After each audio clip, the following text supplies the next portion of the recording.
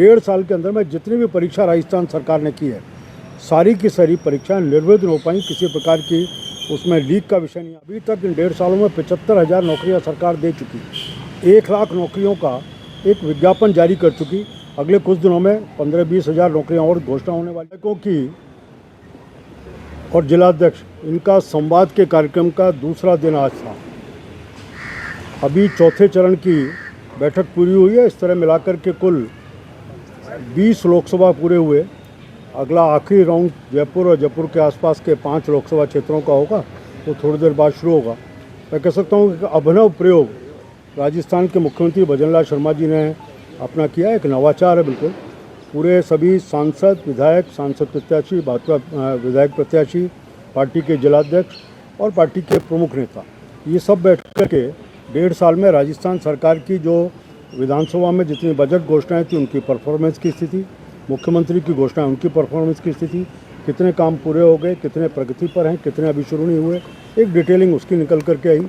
इसी तरह पूरे राजस्थान में जो स्थितियां, अलग अलग समय की स्थितियां हैं, आज जैसे बाढ़ की स्थिति, उसके बारे में चर्चा, बाकी सब राजनीतिक सामाजिक विषयों के ऊपर चर्चा, ऐसा एक पूरा संवाद इस सारे चर्चा में से निकला है।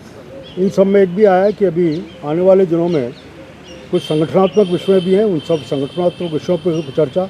हमारे यहाँ जो ज़िले हैं उन ज़िलों का गठन हुआ, कितने ज़िलों की टीम बन गई, कितने मंडलों की टीम बन गई, बूथों की स्थिति क्या है, BLA 2 बनाने की बात है तो वो कितने बने। ऐसे इस पूरे चर्चा में सरकार और संगठन इन सब चर्चाओं को बढ़ाने का काम किया। उपलब्धि की बात हम कह सकते हैं कि जिसके ऊपर सबने एक संतोष व्यक्त किया और जिसमें प्रसन्नता की बात है, इन 1.5 सालों में हम लें तो 2 बजट राजस्थान की सरकार ने लिए हैं। और बजट के नाते बात करें तो जो रिपोर्ट निकल के आई, जो सरकार के प्रशासनिक अमले ने जो काम पूरे होने की रिपोर्ट बनाई थी या जिनकी जो प्रोग्रेस में ऐसी बनाई, उस रिपोर्ट को जब नीचे के कार्यकर्ताओं के साथ बैठ कर टैली करते हैं तो 80 से 90% काम पूरे हो चुके हैं। और कई ऐसी विधानसभा हैं जिन विधानसभाओं में 100% मुख्यमंत्री की बजट घोषणाएं पूरी हुई हैं।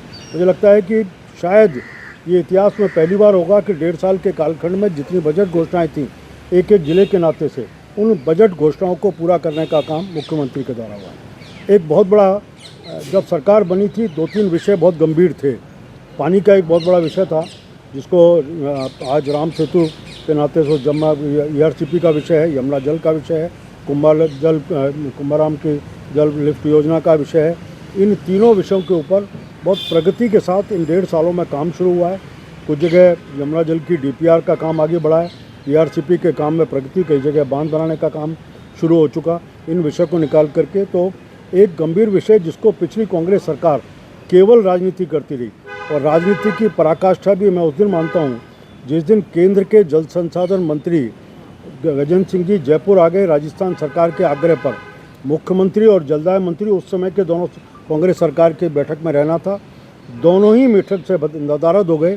केंद्र का सारा हमला आ गया। ये अपने आप में प्रकट करता था कि कांग्रेस सरकार की प्राथमिकता किस प्रकार की है और किस प्रकार इस विषय को राजनीति मिल जाएगी। आज इन दोनों विषयों के ऊपर संतोष की स्थिति है। एक बड़ा विषय था, जितनी परीक्षाएं हुई सब परीक्षाएं आज वो पेपर लीक के नाते से मशहूर हुई, और जब विद्यार्थी निकलता था उसको डर लगता था कि मेरी परीक्षा होगी या नहीं। इन 1.5 साल के अंदर में जितनी भी परीक्षा राजस्थान सरकार ने की है, सारी की सारी परीक्षाएं निर्विघ्न हो पाई। किसी प्रकार की उसमें लीक का विषय नहीं आ पाया, संतोषजनक कर पाए। हमने कहा था कि 5 लाख 4 लाख हम पूरी नौकरियां देंगे। अभी तक इन 1.5 सालों में 75,000 नौकरियां सरकार दे चुकी, 1 लाख नौकरियों का एक विज्ञापन जारी कर चुकी। अगले कुछ दिनों में 15-20 हज़ार नौकरियां और घोषणा होने वाली है। कुछ के रोडमैप तैयार है।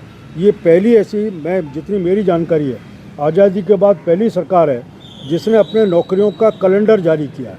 किस तारीख को परीक्षा होगी, किस तारीख को रिजल्ट निकलेगा और कब अपने अपॉइंटमेंट लेटर दे देंगे। इस नाते उसके ऊपर भी संतोष आज किया कि हम जिस दिशा में बढ़ रहे हैं, लगातार सकारात्मक दृष्टि से ये विषय पहुँचने का काम चल रहा है लगातार। 2-3 कार्यक्रम पार्टी ने तय किए हैं। एक तो पार्टी का हमने तय किया सेवा पखवाड़ा 17 सितंबर से 2 अक्टूबर तक। प्रधानमंत्री जी का जन्मदिन है। हम सब जानते हैं कि प्रधानमंत्री जी अपने जन्म दिवस को नहीं मनाते, उनका एक ही आग्रह है, इस दिन अलग अलग सेवा के कार्यक्रम रहें। वो रक्तदान शिविर होंगे, वृक्षारोपण के कार्यक्रम होंगे, स्वच्छता का अभियान होगा, कहीं ऐसे दिव्यांग लोगों को उन सब लोगों के लिए कुछ इम्प्लांट्स बांटने का काम होगा।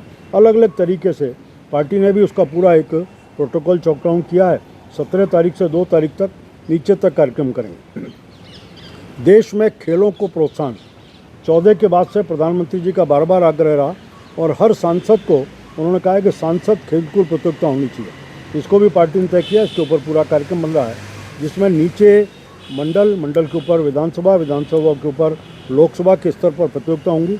एक इसके ऊपर विचार चल रहा है कि अभी इसको फाइनल नहीं किया, क्या लोकसभा के ऊपर भी प्रदेश स्तर का भी खेल की प्रतियोगिता का कोई विषय या उस प्रतियोगिता का कोई कार्यक्रम हम बना सकते हैं क्या, इस विषय की भी चर्चा एक चल रही है। एक सरदार वल्लभ भाई पटेल की 150वीं जयंती है। 150वीं जयंती के ऊपर देश भर में सभी जगह प्रत्येक लोकसभा क्षेत्र में 150 किलोमीटर पदयात्रा का कार्यक्रम। उसमें केंद्र सरकार के सब कार्यक्रमों के बारे में जानकारी, राज्य सरकार के कार्यक्रम, जो इसने जितने भी स्टेट स्कीम्स हैं वो स्टेट की भी सारी, उनका इम्प्लीमेंटेशन का पार्ट और लोगों से संवाद, इस सब विषय को लेकर के जब मैं कहता हूँ कि 150 किलोमीटर की पदयात्रा, तो केवल सांसद या सांसद प्रत्याशी नहीं, पूरी पार्टी इसमें इन्वॉल्व होगी। सांसद, विधायक, हमारे जिला परिषद के सदस्य, पंचायत समिति सदस्य, पार्टी संगठन के लोग, ये सब मिलकर के उस लोकसभा क्षेत्र में अलग अलग जगहों पर अलग अलग स्थानों से यात्रा निकालेंगे और कुल मिलाकर के एक लोकसभा में 150 किलोमीटर की पदयात्रा हो, ऐसा सुनिश्चित करने का इसका कार्यक्रम बनाने का काम चल रहा है। एक जो मैं कह सकता हूँ कि मुख्यमंत्री, हम राजस्थान में रहते हैं और राजस्थान में मुझे लगता है कि एक बहुत हमारे पास एक प्लस पॉइंट है, जहाँ सौर ऊर्जा है। सौर ऊर्जा को लेकर के मुख्यमंत्री जी ने काफ़ी समझौते किए हैं और अगले कुछ दिनों में उनके परिणाम वहाँ पर पास आएंगे। अभी पिछले दिनों भी जब केंद्रीय ऊर्जा मंत्री से मुख्यमंत्री जी मिले थे, तो उन्होंने भी कहा है कि इस विषय को लेकर के राजस्थान ने आज इस पूरे अभियान में पहले नंबर पर प्रोग्रेस के नाते आ रहा है। इस सबको देखते हुए केंद्र सरकार ने और अधिक सहायता देने की बात राजस्थान को की है, बढ़ने की बात है। इसी तरह से राजस्थान के पास एक प्लस पॉइंट और है कि हम बहुत ही रिच हेरिटेज को रखते हैं। हमारे पास बहुत ऐसी संपदा बहुत है जिस हेरिटेज के कारण से आज सारे राजस्थान की पहचान है। मुख्यमंत्री जी ने इस विषय को भी, विकास भी और विरासत भी, जहाँ हेरिटेज इसके माध्यम से हम उस हेरिटेज को प्रिजर्व करने का काम कर रहे हैं, उस सबको टूरिज्म के नाते कैसे डेवलप कर सकते हैं, ये विषय है। एक बहुत ही अभिनव प्रयोग मुख्यमंत्री जी ने किया है। शेखावाटी में हम सब जानते हैं कि शेखावाटी की बिल्डिंग्स का आज आकर्षण है और टूरिस्ट के नाते बहुत बड़ा सेंटर है। तो उन सबको, उनका संरक्षण करना, उनका उसके बाद प्रिजर्व करना और उसके बाद टूरिज़्म के नाते तैयार करना, इसके नाते राजस्थान के जो बड़े बड़े ऐसे लोग हैं जो देश के अलग अलग कोनों में रहते हैं, आज औद्योगिक क्षेत्रों में काम करते हैं, मूलतः राजस्थान के, उनको भी इसके साथ जोड़ने का कि हम कैसे अपने जन्मभूमि के साथ जोड़ सकते हैं। एक तरफ जब पानी के नाते उनको जोड़ने की बात आई है, वहीं इस क्षेत्र में भी उनको अपनी ज़मीन के साथ जोड़ करके मैं क्या अपने घर गाँव में अपनी प्रॉपर्टी को, उस भवन को, हेरिटेज को मैं संरक्षित कर सकता हूँ, लोगों के लिए खोल सकता हूँ, टूरिज़्म के नाते तैयार कर सकता हूँ। इस दिशा में भी मुख्यमंत्री ने काम शुरू किया है। तो विकास भी, विरासत भी, जहाँ पानी, बिजली, सड़क, स्कूल, शिक्षा, ये बहुत महत्वपूर्ण विषय है। उसके साथ साथ टूरिज़्म एक बड़ा विषय है। इस हेरिटेज को भी हम संभाल कर रख पाएँ, चाहे वो बिल्डिंग्स का हमारा हिस्टोरिकल हेरिटेज होगा, चाहे हमारा रिलीजियस हेरिटेज होगा, इन सब हेरिटेज को डेवलप करने का काम भी राजस्थान की वर्तमान सरकार कर रही है। इसी के साथ साथ हम बाकी सब विषयों के ऊपर भी सरकार ने अपना एक विषय दिया है कि हम कैसे इन सब चीज़ों को आगे बढ़ाए रख सकते हैं, बिजली, पानी के विषय को और सड़क को और इन सबको। अगले कुछ दिनों में पंचायत और निकाय के चुनाव आने वाले हैं, चुनाव आएंगे, उससे पहले की भी हम सब कार्यकर्ताओं से तैयारी की बात की है कि हमारे लिए हर चुनाव महत्वपूर्ण है। नीचे तक जहाँ इनकी रचना का काम, अभी पंचायतों का डिलिमिटेशन काम हुआ है, लोकल बॉडीज़ का भी हो गया, इनके वार्ड बन के जल्दी इसका नोटिफिकेशन निकलेगा, उसका वोटर लिस्ट का, उसमें भी हमारे BLA 2 वो जल्दी से जल्दी जहाँ बचे हैं, अधिकांश लगभग 70% BLA बन चुके, बाकी जहाँ बचे हैं 30% भी बन जाएँ। ये अभी इसकी वोटर लिस्ट का होगा, उसका मामला आगे कोई इस तरह का विषय है, उसमें भी इन सब का इन्वॉल्वमेंट है। ऐसे रखते हुए एक बहुत ही विकसित संवाद इन 2 दिन की परिचर्चा में हुआ है।